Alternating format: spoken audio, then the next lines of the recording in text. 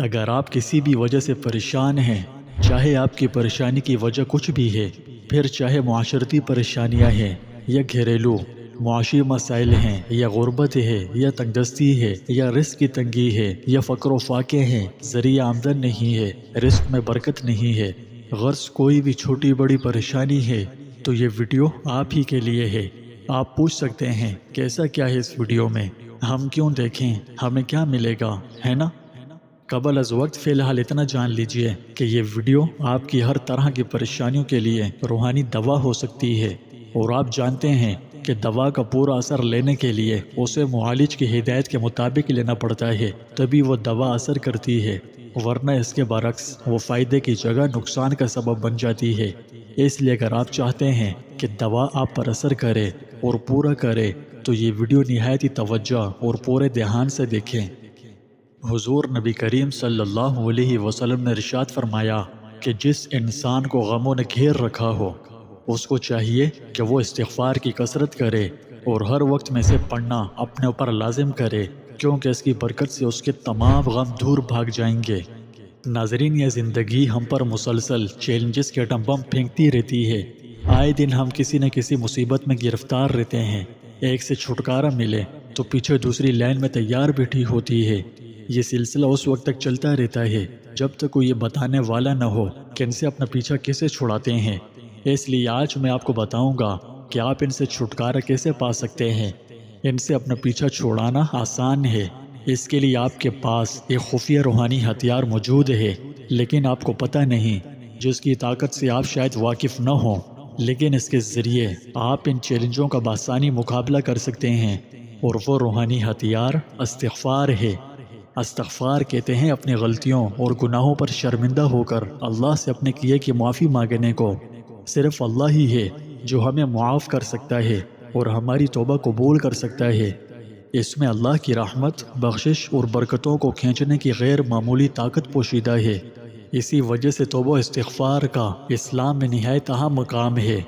یہ ہر قسم کے مصائب کے خلاف آپ کی حفاظت میں ڈھال کا کام کرتا ہے۔ استغفار آپ کی زندگی کی ہر مشکل، ہر پریشانی حل کر سکتا ہے۔ اگر مقدر میں رزق کی تنگی ہوئی تو اللہ سبحانہ و تعالی رزق کی تنگی کو ختم فرما کر آپ کو ایسی جگہ سے رزق عطا فرمائیں گے کہ آپ گمان بھی نہیں کر سکتے۔ استغفار اور رزق آپس میں بڑا گہرا کنیکشن ہے۔ یہی وجہ ہے اور اکثر مشاہدے میں بھی یہ بات دیکھی گئی ہے کہ جو بندہ کثرت سے استغفار کرتا ہے اور اگر اس کی روزی تنگ ہو، نصیب میں رزق کی بندشیں ہوں، تو اخلاص کے ساتھ کرنے پر رزق کی تمام بندشیں کھل جاتی ہیں اور یہاں وہاں سے رزق کی خوب ریل پہ لگ جاتی ہے۔ یہاں یہ سوال پیدا ہوتا ہے کہ آخر کیا وجہ ہے کہ مومن کا رزق استغفار پڑھنے سے بڑھ جاتا ہے؟ تو اس کی وجہ یہ ہے کہ جب انسان کوئی گناہ کرتا ہے اور کوئی کفارہ اس کے لیے ادا نہیں کرتا تو اس کا رزق اس کے کفارے میں آ جاتا ہے، جس کی وجہ سے اس کے معاش میں تنگی آ جاتی ہے۔ لیکن جب وہ استغفار کرنے لگتا ہے اور اللہ سے اپنے گناہوں کی معافی چاہنے لگتا ہے تو اس وقت یہ استغفار اس کے گناہوں کا کفارہ ہو جاتا ہے اور اس کا رزق کشادہ ہو جاتا ہے۔ توبہ و استغفار گناہوں کی نحوستوں کو ایسے ختم کر دیتا ہے جیسے اس نے وہ گناہ کیے ہی نہ ہوں۔ جس نے کثرت سے استغفار کیا، اللہ تعالیٰ ہر غم سے اس کے لیے کشادگی پیدا فرما دیتا ہے، ہر تنگی سے نکلنے کا راستہ عطا فرما دیتا ہے، اور اسی جگہ سے رزق عطا فرماتا ہے جہاں سے وہ گمان تک نہیں کر سکتا۔ استغفار ہماری گناہوں سے لت پت سیاہ آلود روح کو پاک کرنے، ہمارے کردار کو بہتر بنانے اور ہمارے ایمان میں اضافے کا سبب ہے۔ رسول اللہ صلی اللہ علیہ وسلم نے فرمایا کہ جس نے استغفر اللہ الذی لا الہ الا هو الحی القیوم واتوب الیہ کہا تو وہ بندہ ضرور بخش دیا جائے گا، اگرچہ اس نے میدان جنگ سے بھاگنے تک کا گناہ کیا ہو۔ میدان جنگ سے بھاگنا بدترین کبیرہ گناہوں میں سے ہے، لیکن اس حدیث میں فرمایا گیا ہے کہ اگر اس بدترین اور سخت ترین گناہ کا مرتکب بھی ان الفاظ کے ذریعے اللہ تعالیٰ کے حضور میں توبہ و استغفار کرے تو وہ ضرور بخش دیا جائے گا۔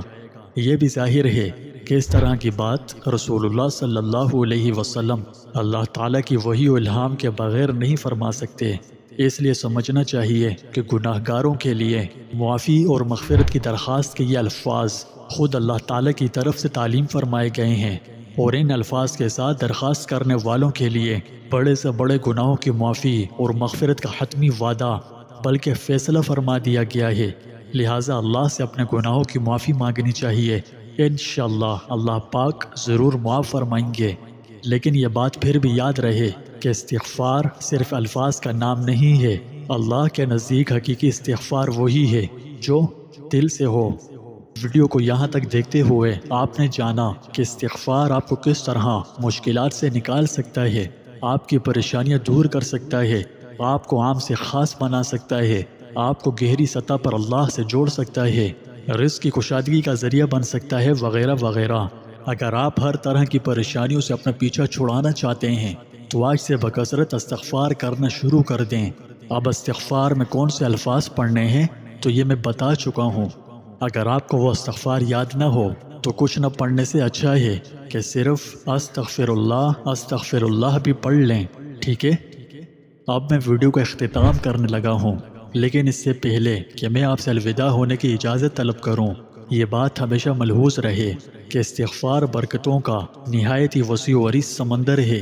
اس کی گہرائی سوائے اللہ اور اس کے پیغمبر کے کبھی کسی کو معلوم نہیں ہو سکتی۔ بس مختصراً آپ اتنا جان لیجئے کہ یہ اللہ کی رحمت، فضل اور برکتوں کے دروازے کھولنے کی طاقت رکھتا ہے۔